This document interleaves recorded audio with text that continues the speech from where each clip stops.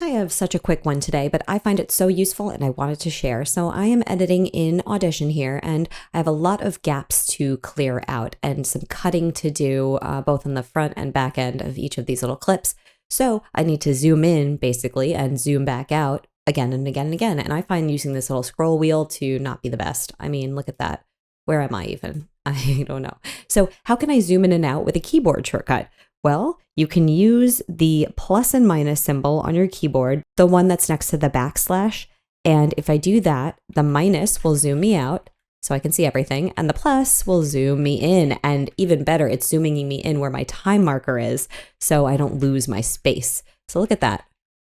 Incredible. So now I can either close those gaps or cut the little bit in the beginning that I don't want. And it's just so nice to not have to use that scroll bar, because who likes that thing anyway?